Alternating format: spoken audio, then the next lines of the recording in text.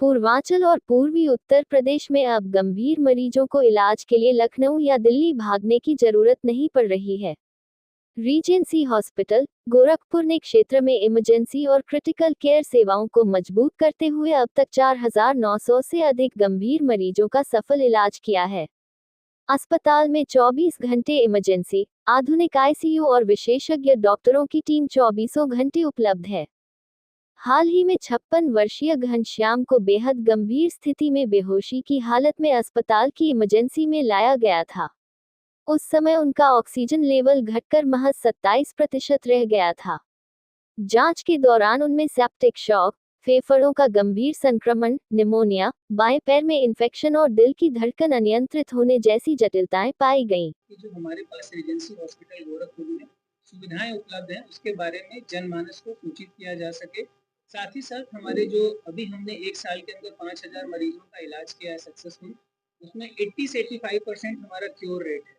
ये बताने के लिए है कि पेशेंट्स को अब कहीं बाहर जाने की आवश्यकता नहीं, स्पेशली जो पूर्वांचल साइड के हैं, क्योंकि सारी सुविधाएं आप neuro, nephro, cardio, respiratory, gastro और क्रिटिकल केयर, सारी टीम एक पूरा ग्रुप की तरह काम करती है और हमने बहुत ही सीरियस मरीज को बचाया है, जिसके लाइव एग्जांपल आपके सामने बैठे ये मरीज है। तो मेन उद्देश्य प्रेस कॉन्फ्रेंस का या इस मीटिंग का यही है।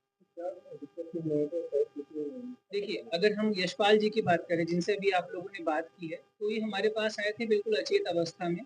इनको होश नहीं था। जब आए तो इनके गर्दन के पास एक बहुत बड़ी सूजन थी और इनको सांस लेने में दिक्कत हो रही थी।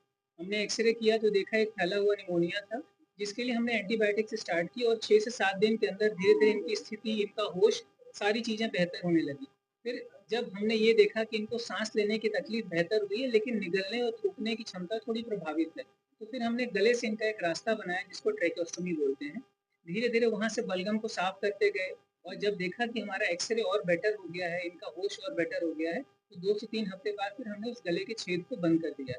जिसके परिणाम स्वरूप जब हम ट्रैकेओस्टोमी डालते हैं तो मरीज बोल नहीं पाता। इनके मन में या घर वालों के मन में एक डर था कि शायद बोल नहीं पाएंगे पिताजी, क्योंकि इनकी बेटी साथ लेके आती थी। बट जैसे वो रास्ता बंद किया, इनकी आवाज़ वापस आ गई और ये बोलने लगे। तो ये थी पूरी कहानी इनकी यशपाल जी की।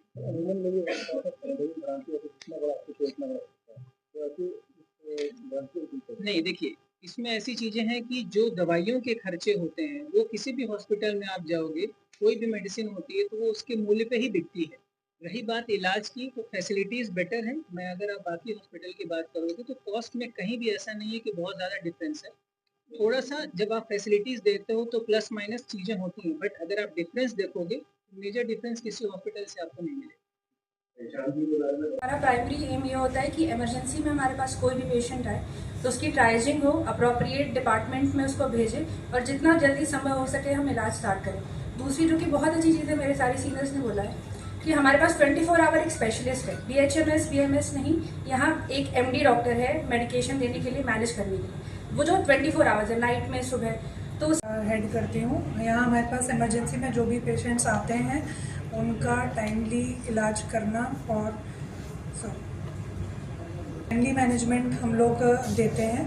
प्लस जो भी जैसे गोल्डन आवर की सर ने बातें करी और विद इन 1 आवर के अंदर अंदर पेशेंट को स्टेबलाइज करके जो भी ICU रिक्वायरमेंट है या जिस भी स्पेशलिटी की रिक्वायरमेंट है अकॉर्डिंगली हमारे यहाँ पे अच्छे से किया जाता है।